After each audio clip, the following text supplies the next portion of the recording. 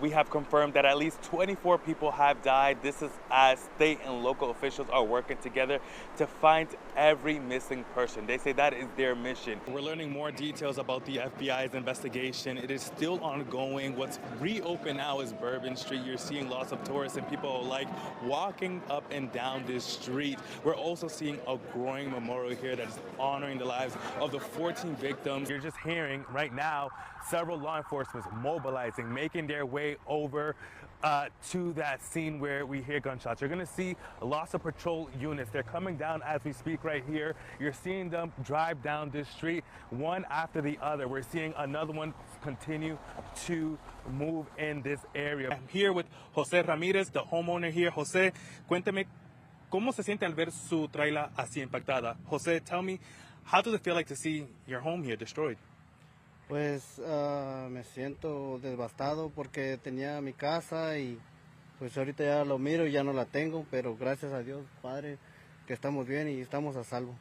Jose tells me he feels completely devastated because he had his home here, but he's thankful to God that he's still alive. Cuando piensas en tu niñez, ¿cuáles recuerdos te resalta? You know, when you think back on your childhood, what are some of your favorite memories?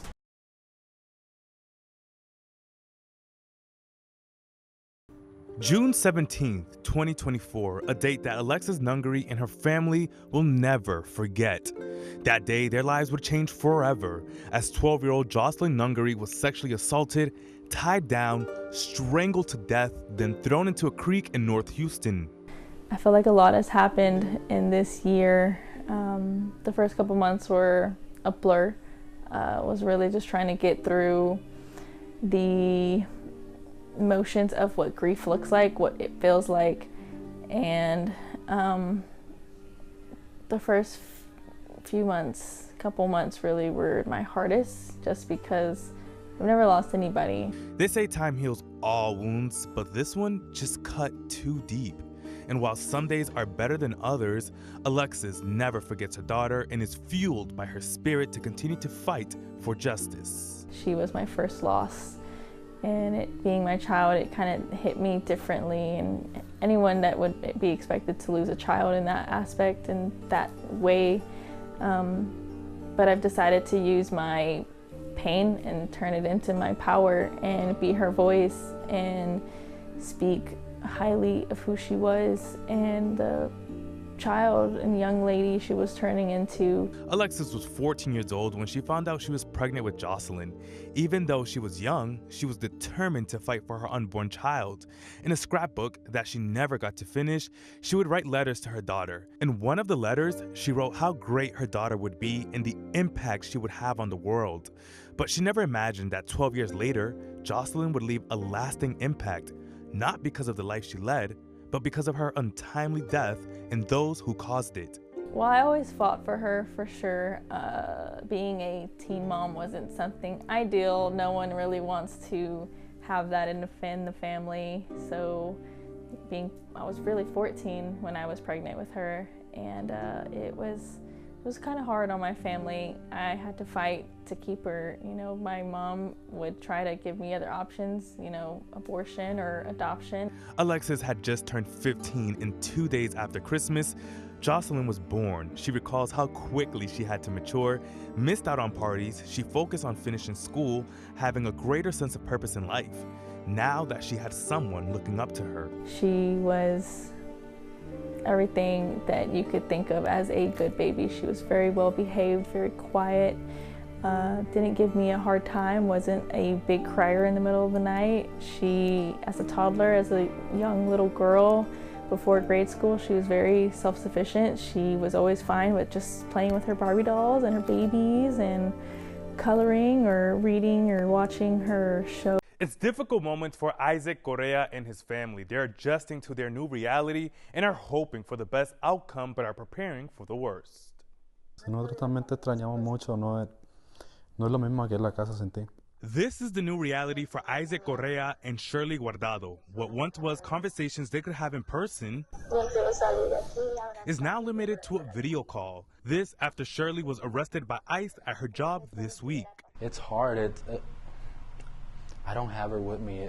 I miss her. It's really hard to be without her. Shirley entered the country illegally in 2014 when she was 16 years old and was issued an expedited removal order, then released under an order of supervision. Ever since, she had been presenting herself before immigration authorities.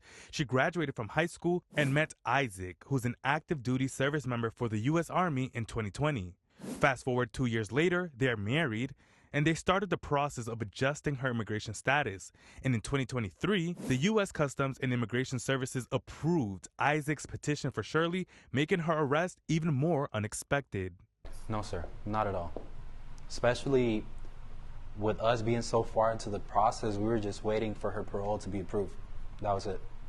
We were literally on the last step. The Trump administration has said that they put a target on undocumented immigrants, on violent criminals, but your wife isn't a violent criminal. No, she doesn't fit any of those descriptions. She has all her documents in order. I don't think she's ever even had a ticket for parking the wrong way. She's what I would call a model citizen. The two have a 10-month-old son. It's been difficult for Shirley being separated from her son and her husband.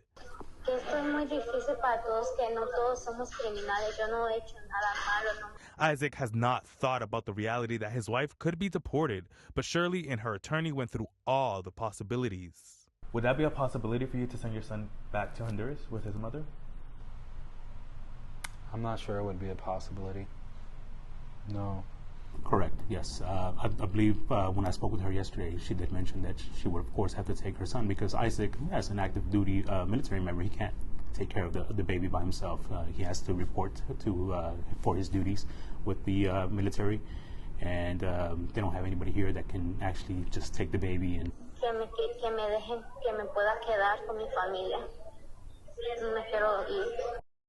Shirley, Isaac, and their family are hoping for the best. Their immigration attorney has reached out directly to ICE Houston asking for her release. Reporting in the studio, Jonathan Mejia, Fox 26 News.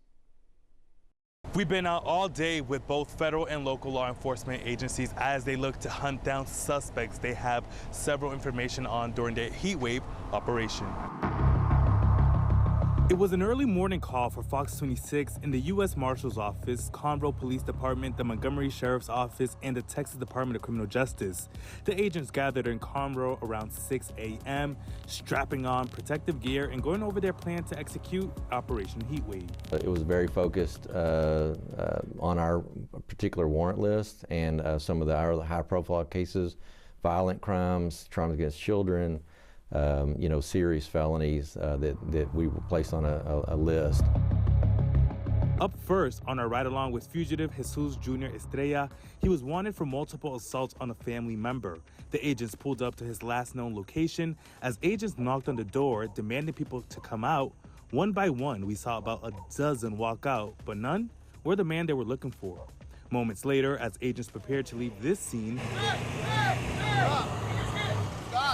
an undocumented Mexican national who was speeding by lost control of his vehicle and hit our Fox 26 News unit. He didn't listen to agents' orders to stop his car. Instead, he drove off. Agents followed and detained him. He was taken in by the Montgomery Sheriff's Office and ICE placed a detainer on him. They got a vehicle for a female that we're looking for. The morning started to slow down as agents focused on their attention on Charity Rutherford, who was last seen driving a white car in the morning and was wanted for possession of a controlled substance. Targeting and arresting people with outstanding warrants like this one we saw on Operation Heatwave is a priority for Conroe Police Chief John Buckholtz. We had a lot of warrants that were outstanding. The detectives downstairs would work cases. The warrants go over to the court system, they go through the process, and then they get filed. Following up on the warrants and getting people actually in custody is an important step and something that we're working on here with this program. As we wrapped up our interview with the chief, agents got a tip that another suspect they were looking for, Christopher Richards, wanted for aggravated assault with a deadly weapon, was seen being dropped off at a trailer home not long ago. Agents made their move, and within minutes, not only was Richards arrested, but so too was Preston. He goes by PJ Sackett. This is a prime example how coordination amongst multiple law enforcement agencies can work. Operation Heatwave is one of many that we've done, and the results will reflect how teamwork can accomplish our mission and get these bad guys off the street. Both Richards and Sackett were charged with a felony possession of a controlled substance. Sackett received an additional charge of unlawful possession of a firearm by a felon. The target of this investigation was a fugitive by the name of Chris Richards. He was wanted back in Montgomery County for aggravated assault with a deadly weapon where he shot at somebody. Operation Heatwave lasted an entire week from August 4th to the 8th, and many of the wanted suspects were arrested. Conroe's police chief wants the public to know that this was not a drill or a one-week thing. It's an effort that they're working on every single day. It's not just a lot of victims, it's each individual victim. The individual, one at a time victim, they individually deserve justice. Whatever person has committed a crime against them, they want to see some closure. Both federal and local law enforcement agencies says it is important that they work together and collaborate on resources to get suspects off of the streets. This week, the heatwave operation saw many be taken, and they say it's a small part of a larger effort that they're doing to protect the community. Reporting in Liberty County, Jonathan Mejia, Fox 26 News.